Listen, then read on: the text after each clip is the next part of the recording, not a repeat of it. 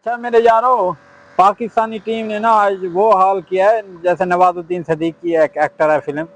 15 minute तक अपनी सांस रोक सकता हूँ, मौत को छू के टक से वापस आ सकता हूँ। ये बंदा वो पाकिस्तानी टीम वो है जनाब। ये मौत दे मुंह दे विच वांदे वाला वापस आ वेंदी है। मियाँ ये वाकई गाल इन उत्ते भरोसा ना करो, ये कहीं वेले भी बैकअप कर सकती है।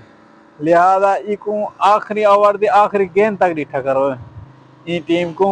ते बकाया ये कि जेरी नैदरलैंड नाल ये हालात ई हाल नाल जितेंदी पई है। अगो ते ढेर टीमां लाछन, इंग्लैंड थी गया, ऑस्ट्रेलिया है भाई, इंडिया है, ये ढेर टीमां पंहिंजे जिन्हें नाल ही लड़ने। बकाया ये है कि मियाँ था जो इं मौत मुंह विच डे ते साकू बारो कट गई थी। अल्लाह माफी दे भाई, बकाया तुस आप सियाणे भाई।